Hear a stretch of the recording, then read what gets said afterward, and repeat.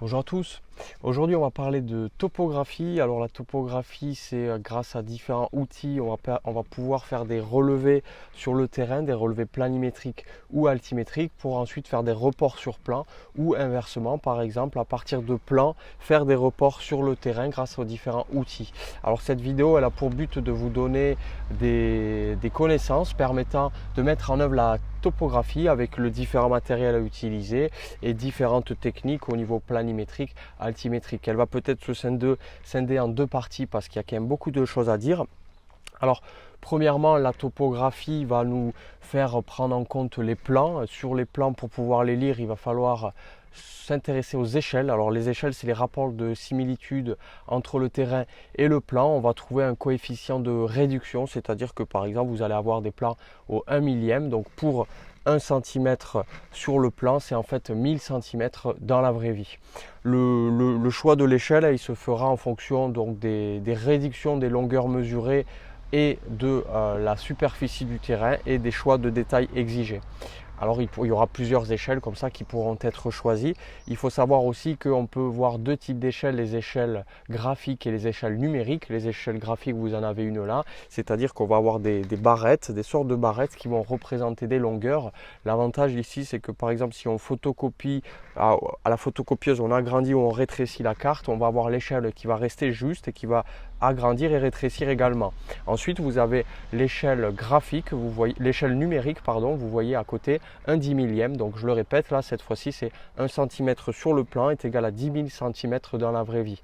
Pour utiliser facilement des plans, les lire ou en créer, on va utiliser un outil qui s'appelle le Kutch. C'est une échelle graduée, c'est une sorte de règle graduée où vous avez les différentes échelles dessus. Là, je vous ai mis quelques exemples toujours d'échelles. Vous voyez, il y en a différentes qui existent. On peut aller sur des cartes qui cartographient en fait la France entière où on a des échelles par exemple au 1 millionième. Là, on a 1 cm qui est égal à 10 km et 1 mm qui est égal à 1 km. On peut retrouver des cartes au 1 500 millième qui représentent par exemple le nord ou le sud de la France. 1 200 millième par région, 1 cm est égal à 2 km ici. Et 1 50 millième, on a 1 cm qui fait 500 mètres par exemple avec les cartes d'état-major.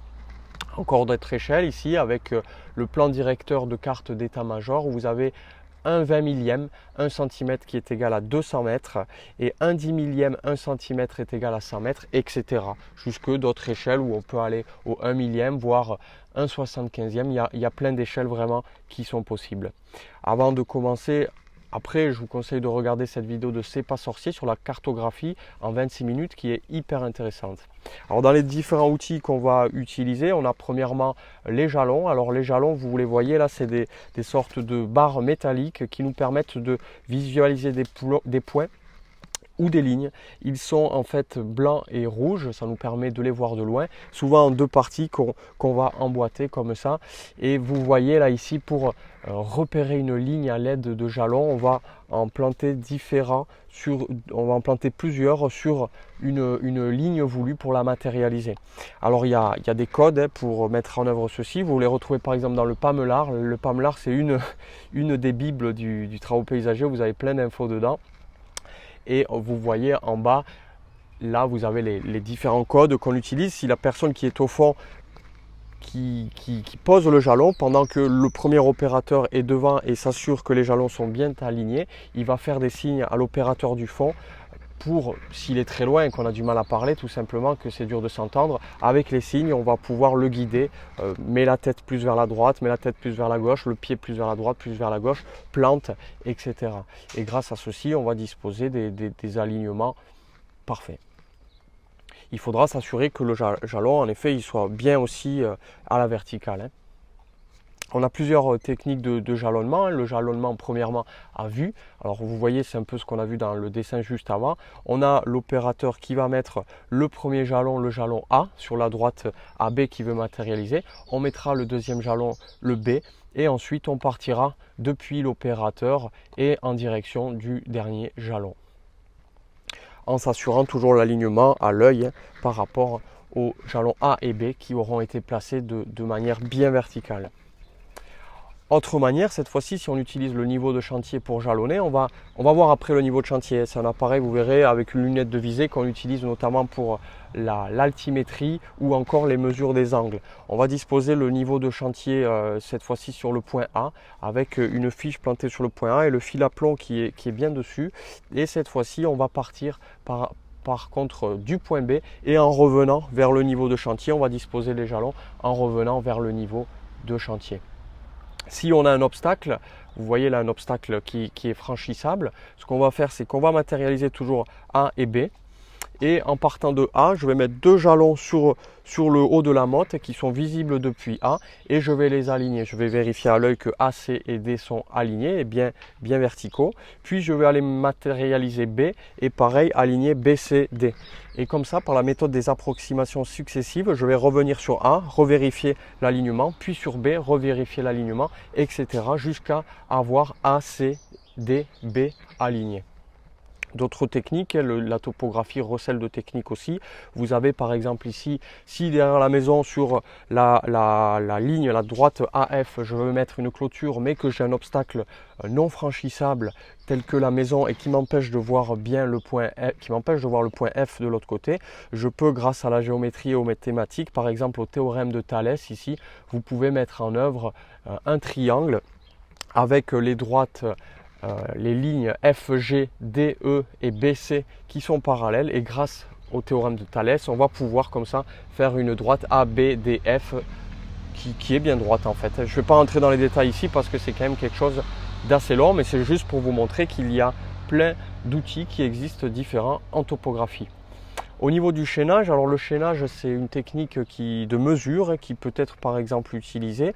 En fait, vous voyez sur la droite AB, on va utiliser une chaîne ici de 2 mètres qu'on va faire partir depuis le point A et on va répéter ces chaînes autant de fois que nécessaire jusqu'à arriver à un dernier moment vers la fin où on ne peut plus mettre la chaîne en entier. Dans ce cas là, on va sortir le décamètre et ça nous permettra de mesurer comme ça la distance. Ce qu'on va faire, c'est que on multipliera le nombre de chaînes qui a été posé en comptant le nombre de fiches qu'on aura implantées à la fin d'un segment de chaîne plus la dernière mesure et en additionnant par exemple ici on a eu 3 fois 2 mètres, on a 6 mètres plus la dernière mesure et ça nous fait la mesure totale.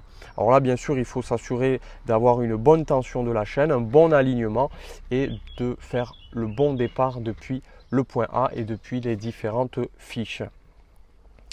Pourquoi je vous montre le chaînage? C'est pour vous initier au fait que quand on est sur des pentes, en fait, vous voyez, là on va faire une mesure par cultellation ou par ressaut, toujours avec les chaînes. On part du point A, on va faire un descendant.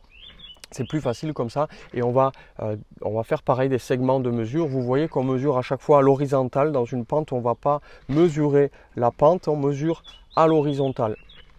Ça c'est important de le savoir, ça va vous permettre de comprendre que par la suite à chaque fois qu'on fait une mesure en topographie avec le décamètre aussi par exemple, on mesure à l'horizontale 2 niveaux en fait. Et là vous vous en rendez compte, je vous ai mis quand on regarde par exemple une carte de montagne, ce qu'on voit c'est que les mesures sont faites à plat en fait, à l'horizontale et pour les différences de hauteur on a des courbes de niveau qui matérialisent le dénivelé avec un code spécifique en fonction des différentes courbes de niveau qui peut être 5 mètres, 10 mètres, 15 mètres, ça dépend. Toujours est-il que voilà, quand on mesure avec la chaîne ou quand on mesure sur du plat, on peut mesurer à plat pour des pentes inférieures à 2%. On va vérifier l'horizontalité dès qu'on dépasse des pentes supérieures à 2% et on fera par ressaut sur les pentes supérieures à 5%. Dès qu'on a des longueurs de portée, dès qu'on dépasse des pentes importantes, par exemple au-delà de 15%, on va limiter les longueurs de portée par exemple à 3 mètres pour éviter les erreurs. Là, vous voyez, sur les erreurs à éviter, ça s'applique aussi pour le décamètre, c'est pour ça que je vous montre ça. Là, sur ma droite AB, en bas, j'ai un mauvais alignement. Il faut que je sois bien tendu, bien aligné. Ici, au niveau de la mesure, la chaîne ou le décamètre est insuffisamment tendu, donc la mesure n'est pas bonne. Et on va rajouter des centimètres dans la mesure, c'est pas bon. Et le dernier exemple, vous voyez, on a la mesure qui suit le terrain, alors qu'en fait, il faut faire des mesures de niveau à l'horizontale. Une autre technique ici, c'est la trilatération. Toujours, là, c'est juste avec le décamètre. On utilise le décamètre et les jalons et le carnet de chantier, bien sûr. Alors là, vous avez les points B, C, D et E à mesurer pour les reporter ensuite sur plan. Qu'est-ce que je fais? Je place les jalons comme d'habitude. Ensuite, je vais positionner A. A, c'est moi qui le choisis. Il faut qu'il soit positionné de manière judicieuse pour pouvoir voir les points B, C, D et E sans obstacle. Et de là, je vais faire mes mesures tout simplement. Je vais mesurer AB, je vais mesurer AC, AD, AE et je vais polygoner. Je vais mesurer ensuite BC, CD et DE. Et j'aurai les différentes que des mesures au décamètre. Et ensuite, ces mesures, je vais les reporter sur plan. Comment je vais faire avec le compas? Avec le compas, je pourrai retrouver facilement en partant de A les points B, C, D et E. Si on continue, qu'on avance, on va s'intéresser maintenant aux mesures des angles. Il faut savoir qu'en topographie, on prend en compte aussi les angles. Là, on va utiliser un appareil différent. Vous voyez, vous avez un niveau de chantier topographique avec une lunette de visée, la lunette